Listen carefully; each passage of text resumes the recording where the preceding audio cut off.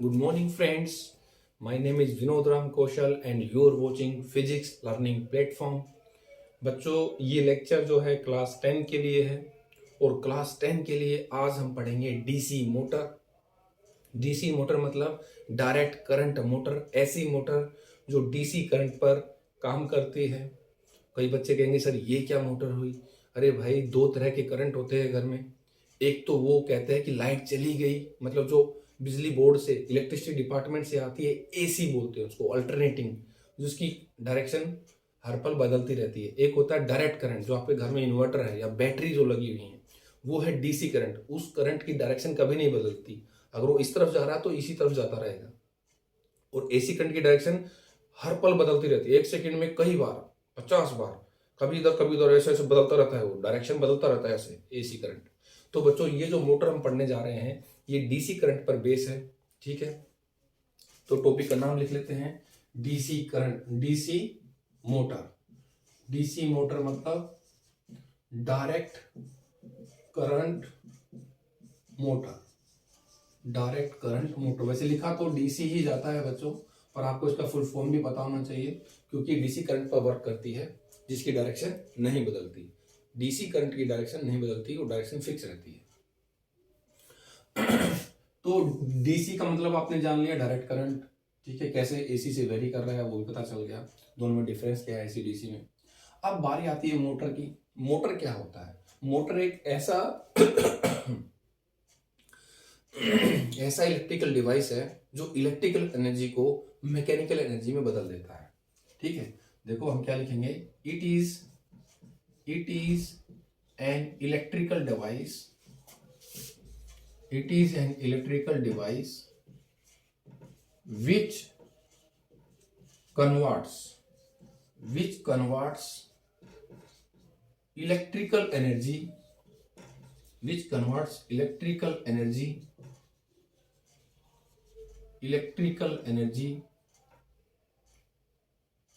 इसको थोड़ा सा बोल्ड कर देता हूं क्योंकि इसी का काम है, which converts electrical energy into mechanical energy.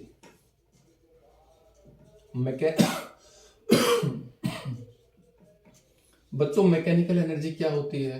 Kinetic energy, potential energy, इनको मैकेनिकल एनर्जी कहते हो। ये है इलेक्ट्रिकल एनर्जी, मतलब इलेक्ट्रिकल एनर्जी जो है, इलेक्ट्रिकल एनर्जी वो मैकेनिकल एनर्जी में कन्वर्ट कर देता है। ये ऐसी चीज, ऐसा इलेक्ट्रिकल डिवाइस जो इलेक्ट्रिकल एनर्जी को मैकेनिकल में बदल दे, उसे कहते हैं मोटर। और डीसी क्यों? क्योंकि ये डीसी करंट पे वर्क करती है। अब कैसे ये इलेक्ट्रिकल एनर्जी को मैकेनिकल में बदल देती है? मैकेनिकल एनर्जी का मतलब क्या हुआ बच्चों? जब भी आप किसी मोटर को बिजली से जोड़ते हो, यानी कि इलेक्ट्रिकल सिग्नल से जोड़ते हो, तो करंट उसमें आता है। आपने तो उसको करंट दिया, लेकिन वो मोटर क्या करती है? वही घूमती हुई शाफ्ट आपको दे देती है। आप उसको बिजली दो, इलेक्ट्रिकल एनर्जी दी, वो आपको रिवॉल्विंग शाफ्ट दे देती है। रिवॉल्विंग शाफ्ट के बहुत सारे यूज हैं। उस शाफ्ट से आप कुछ भी करा लो, किसी चीज को लगा दो, उसी को वो रिवॉल्व करा देगी, घुमा देगी। जैसे मिक्सी है, मिक्सी के जार को वेल्ड कर दो, मिक्सी का जार घूमने लगेगा। आप वॉशिंग मशीन को लगा दो, वो उसको घुमा देगी, है। तो बहुत सारे इसके एप्लीकेशन बनते हैं। अब आते हैं इसके प्रिंसिपल पर। What is the principle of DC motor? Principle बच्चों, ये बेस किस पे है? वही जो हमने लास्ट टाइम पढ़ा था कि जब किसी करंट कैरिंग कंडक्टर को, करंट कैरिंग वायर को मैग्नेटिक फील्ड में रखते हैं तो उस पर एक फोर्स लगता है, ठीक है।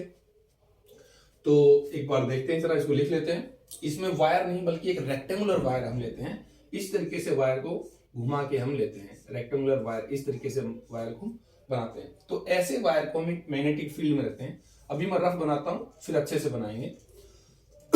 इस तरफ एक मैग्नेट, इस तरफ एक मैग्नेट, एक मैग्नेटिक फील्ड में इस वायर को रख दिया और इस वायर में कहीं से करंट फ्लो करवा देते हैं ऐसे, तो इस पे फोर्स लगता है, ठीक है। तो इसको लेकर के डेफिनेशन लिखते हैं। It is based on the principle, it is based on the principle on the principle that when a rectangular coil, एक चोरस कॉइल, मतलब रेक्टेंगुलर टाइप की, it is when a rectangular coil is placed when a rectangular coil is placed in a magnetic field, जब किसी rectangular coil को एक magnetic field में रख दिया जाता है, देखो ये कॉइल है, मैग्नेटिक फील्ड के अंदर रख दिया, and a current is pass through it, and a current is passed through it, passed through it. जब इस कॉइल में से करंट आप पास कर दोगे, मतलब ये लगा लो यहां पे आपने इसको एक बैटरी से जोड़ दिया, ठीक है, इस बैटरी में से पॉजिटिव नेगेटिव यहां से करंट गया। अभी इसको दोबारा बनाएंगे डेफिनेशन लिखने के लिए, ताकि आपको बोरियत ना लगे, यहां से समझ के लिख रहे हैं। And a current is pass through it, क्या होगा, करंट पास करोगे तो then a force is exerted, एक फोर्स लगेगा, force is exerted on the coil, coil पे एक फोर्स लगेगा, ड्यू टू विच जिसकी वजह से, कि जो फोर्स लगेगा उस फोर्स की वजह से the coil rotates continuously, the coil rotates continuously, coil लगातार रोटेट करती है। ये तो बच्चों प्रिंसिपल था। अब इसको समझते हैं कि लगातार कैसे वो रोटेट करती है। तो इसको तो मैं साफ ही कर दूं, ठीक है। देखो मैंने क्या लिखा है, it is based on the principle that when a rectangular coil is placed in a magnetic field, किसी कॉइल को यानी कि किसी कंडक्टर को जिसमें से करंट जा रहा है उसको मैग्नेटिक फील्ड में रखते हैं, तो उस पर एक फोर्स लगता है, फोर्स लगने से वो मूव करती है, घूमती है, रिवॉल्विंग शाफ्ट, रोटेट करती है मतलब घूमती है, और यही इसका प्रिंसिपल है। बच्चों इसका डायग्राम बनाने के लिए कोशिश करता हूं, यहां बन जाए, शायद ये इतना है। चलो देखो अब क्या होगा, आपने एक कॉइल ले लिया है ऐसे, ये आपने कॉइल ले लिया, ठीक है, इस तरीके से आपका ये एक कॉइल हो गया। अब इस कॉइल को आपने एक मैग्नेटिक फील्ड में रख रखा है, यहां पर एक मैग्नेट लगा रखा है। अभी हम यहां पर परमानेंट मैग्नेट लगा के दिखा रहे हैं बच्चों, बाकी असल में यहां पर एक इलेक्ट्रोमैग्नेट होता है, वही जो कॉइल जिसमें से करंट पास करते हो तो वो मैग्नेट बन जाता है।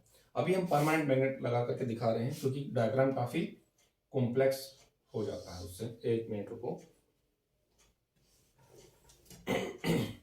इतना ही गैप इधर भी बना लेते हैं, ये हो गया, ठीक है बच्चों। ये साउथ पोल हो गया, ये मैग्नेट है दोनों, नॉर्थ साउथ। अब इसके अंदर हम एक आर्मेचर कॉइल भी लगाते हैं, एक आर्मेचर मतलब एक soft iron core, soft iron core, ये है बच्चों सॉफ्ट आयरन कोर, ठीक है। तो एक सॉफ्ट आयरन कोर मतलब आयरन का टुकड़ा है, उस पर आपने धागे लपेट दिए, गोल गोल नहीं, ये रेक्टेंगुलर लपेट रखा है, उसका कारण भी है बताएंगे। तो मैं आर्मेचर बोल रहा हूं, क्या होता है आर्मेचर, जो लोहे का जो सॉफ्ट आयरन का टुकड़ा है उस पर जब आप कॉइल लगा देते हैं, इस कॉम्बिनेशन को बोलते हैं आर्मेचर। तो ये कोई सॉफ्ट आयरन, ये सॉफ्ट आयरन लिख दूंगा यहाँ पे, सॉफ्ट आयरन कोर है ये ये टुकड़ा जो है सॉफ्ट आयरन कोर है, और इसके ऊपर आपने ऐसे ऐसे ऐसे ऐसे तार की वाइंडिंग कर दिया। उसके यहां पर आपने दो छोटे छोटे स्लिप रिंग लगा दिए, स्लिप रिंग ऐसे, मतलब ये लगा लो कि एक जो लोहे का कड़ा होता है उसके दो टुकड़े कर दिए, जैसे लोहे का कड़ा है गोल, उसको बीच में से काट दिया, ऐसे काट दिया, बीच में से काट दिया, तो दो रिंग बन गए। देखो एक रिंग ये बन गया, एक रिंग ये बन गया, ये स्प्लिट कर दिया आपने, एक रिंग को दो टुकड़ों में तोड़ दिया, स्प्लिट कर दिया, स्प्लिट ये है बच्चों स्प्लिट रिंग्स। तो स्प्लिट रिंग कर दिया, इसको S1 बोल दिया, इसको S2 बोल दिया, इसको कम्यूटेटर रिंग्स भी कहा जाता है बच्चों। क्या है कम्यूटेटर रिंग्स भी, ये तो लिख देता हूं, कम्यूटेटर रिंग्स, इनको कम्यूटेटर या तो स्प्लिट रिंग कह लो या कम्यूटेटर रिंग्स कह लो, दो रिंग हो गए, एक ही को काट के बनाए गए हैं बीच में से आपने इनको यहां पे लगा दिया, एक को इसके साथ जोड़ दिया, एक को इसके साथ जोड़ दिया, ठीक है, इसको S1 इसको S2 बोल दिया।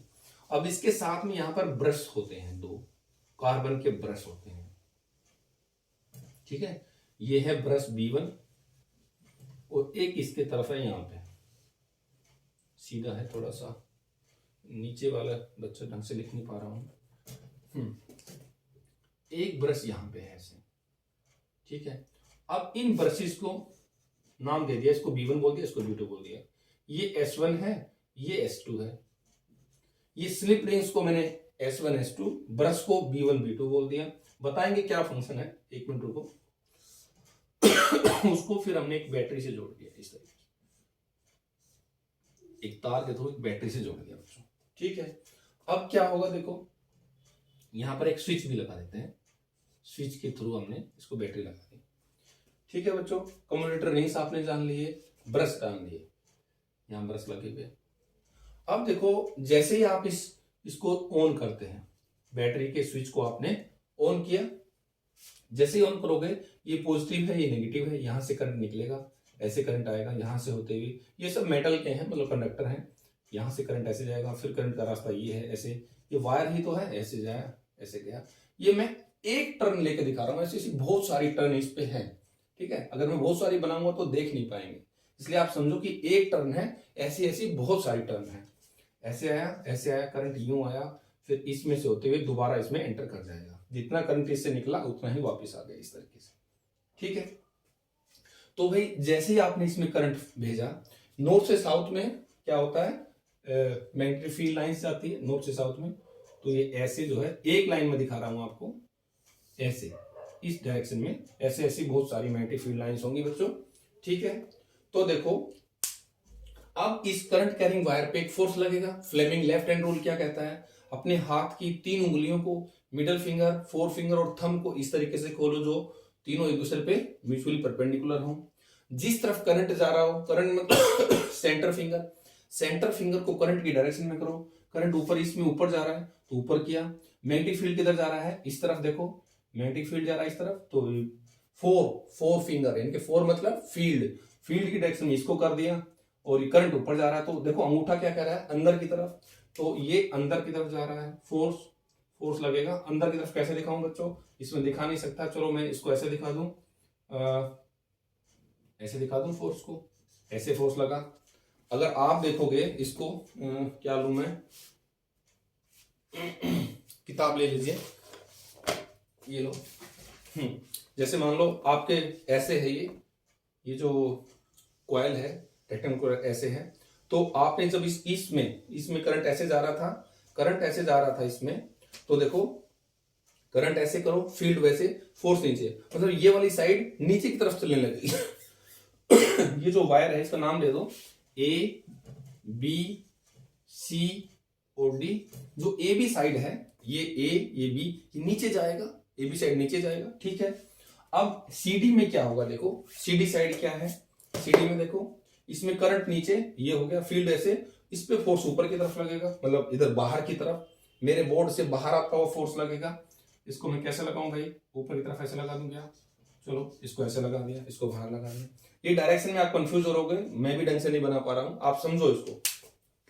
अगर मान लो ये ए और बी है, देखो ए बी आपके सामने ऐसे है, ए बी, ये सी और डी है, तो इसमें करंट उधर गया तो फोर्स कैसे लगा, करंट उस तरफ गया, ये देखो इसमें फोर्स तो नीचे लगा, और इसमें करंट कैसे है बच्चों, इस तरफ है, तो करंट इधर, फील्ड उधर, तो इसमें फोर्स ऊपर, मतलब ये साइड नीचे जाएगी, ये ऊपर, ऐसे हो जाएगा, इस तरफ हो जाएगा, ऐसे घूमेगी, ठीक है।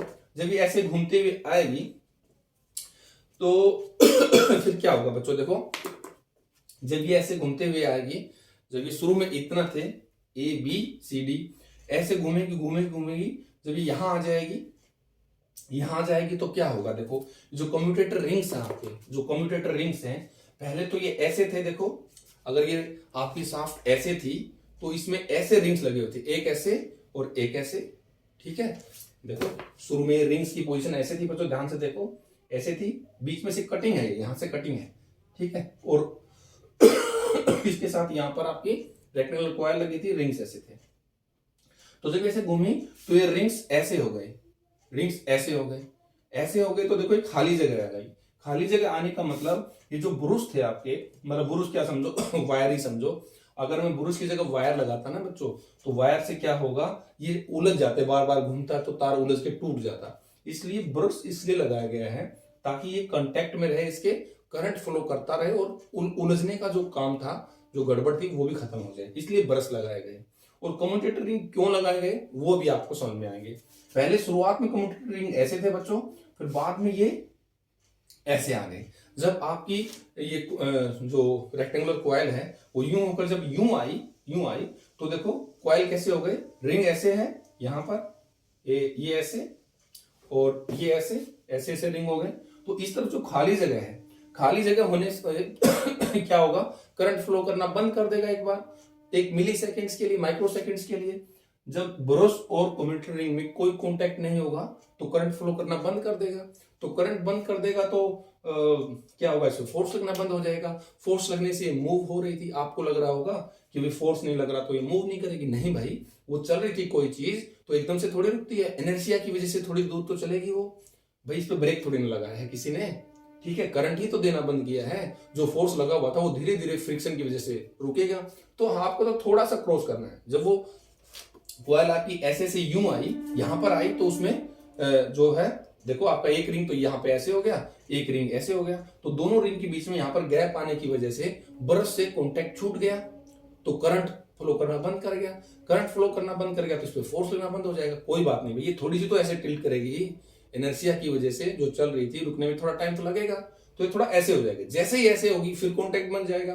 फिर ये जो आपका जो S2 पहले B2 से कॉन्टेक्ट में था, ये S2 फिर B1 से कॉन्टेक्ट में आ जाएगा। देखो शुरुआत में ऐसे थे, फिर ऐसे आए, फिर ये ऐसे गए, मतलब हाफ रोटेशन के बाद जब ये आधा चक्कर काट लेगी तो S2 तो B1 से कॉन्टेक्ट में आ जाएगा और S1 B2 से कॉन्टेक्ट में आ जाएगा। उससे क्या होगा, देखो उससे क्या होगा, शुरुआत में ये A था, ये B था, ये C, ये D, तो A भी नीचे गया और CD ऊपर आ गया। ऊपर आके करंट आना बंद हो गया, तो कोई बात नहीं, इनर्शिया थोड़ा सा ऐसे हुआ, थोड़ा सा ऐसे होते ही S2 तो B1 से कॉन्टेक्ट में आ गया और S1 जो है वो B2 से, उससे क्या हो जाएगा, उससे करंट की डायरेक्शन बदल गई। देखो ये साइड क्या बोलते हैं आप, इसको लिख लें क्या नाम, एक मिनट रुको, इसको आपने बोला A, इसको बोला B, इसको बोला C, इसको बोला D, ठीक है।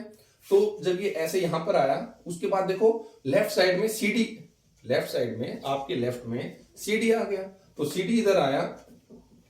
पहले जब ये यहां पे था तो CD में करंट ऐसे था और AB में करंट ऐसे था, देखो है ना। अभी इनकी बात नहीं कर रहे, इनकी बात बाद में करेंगे, इन पे कोई फोर्स नहीं लगता है, केवल इन पे ही फोर्स लगता है। तो AB करंट इधर था तो इसमें फोर्स नीचे लगा, CD पे फोर्स ऊपर की ओर लगा, जिससे ये घूमा, घूम के जब यहां आया तो करंट फ्लो करना बंद किया। कोई बात नहीं, इनर्शिया की वजह से आगे थोड़ा सा आगे चली जाएगी। जब आगे चली जाएगी तो क्या होगा, तो ये S2 जो है B1 से कांटेक्ट में आ जाएगा और B2 जो है S1 से।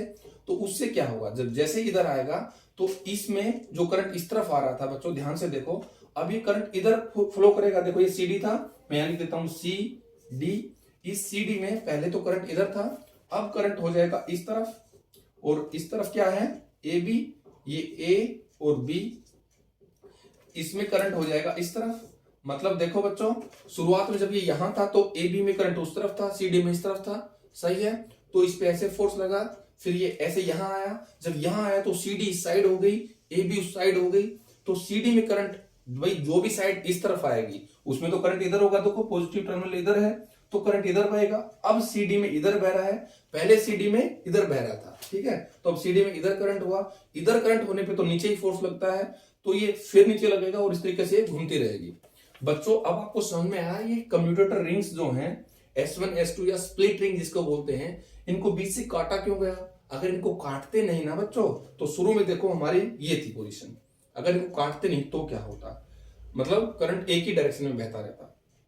इसको आप ऐसे करते हो, शुरुआत में यहां तक तो ठीक रहता, उसके बाद जैसे ही यहां पे आते तो इसमें देखो CD में इधर करंट था, तो करंट इधर होने की वजह से इस पे फोर्स कहां लगता, देखो अगर ये डायरेक्शन इधर ना होती CD में पहले कहां थी, आपकी तरफ थी, CD में आपकी तरफ करंट की डायरेक्शन थी।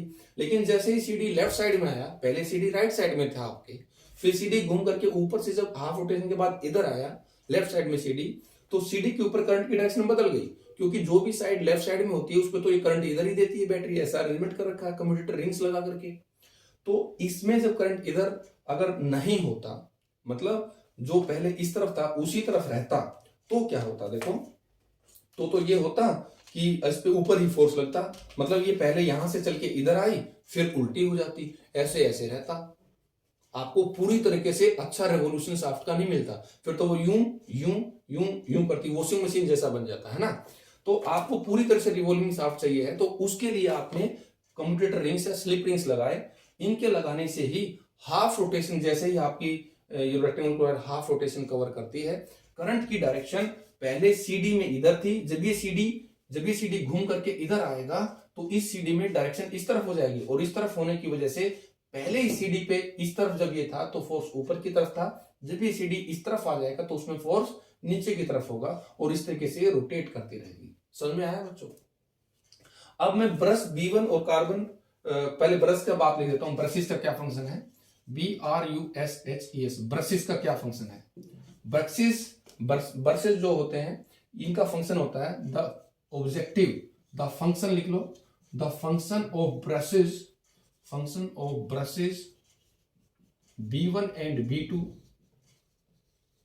is to make contact with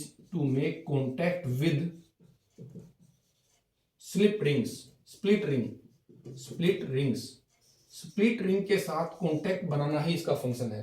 contact बनाएगा तो क्या होगा, करंट पास होता रहेगा, and to flow the current in the coil. भाई कॉइल में करंट भी फ्लो करवाना है और तार उलझना भी नहीं चाहिए, तो उससे क्या करेंगे, उसके साथ एक टच करवाते हुए चीज रख लेते हैं, जैसे ब्रश टाइप का है ना, ब्रश बोल देते हैं, कार्बन के ब्रश होते हैं, अगर आपने कभी देखे हो तो, जैसे टूथब्रश आप करते हो उसी तरीके से लगा लो कि ब्रश टच में कर दिया, ब्रश घिसेगा भी नहीं, थोड़ा बहुत काफी समय में घिस जाता तो बदल देते हैं ब्रशेस को, बस वो कॉन्टेक्ट इसलिए करते हैं ताकि करंट फ्लो करता रहे और उलझे ना तार, ठीक है, तार होता तो उलझ के टूट जाता। ये ब्रश वन हो गया। कम्यूटेटर रिंग का क्या काम है, कम्यूटेटर रिंग का ये आपने देखे, यहां लिख देता हूं, कम्यूटेटर रिंग का फंक्शन तो यही है कि करंट की डायरेक्शन को रिवर्स कराना।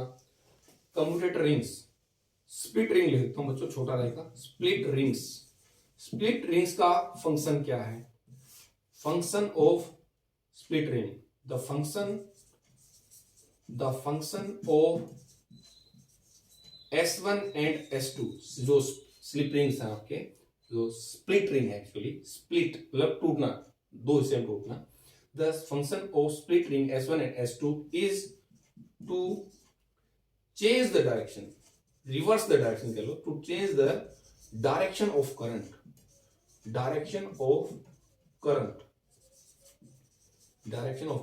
after every half rotation,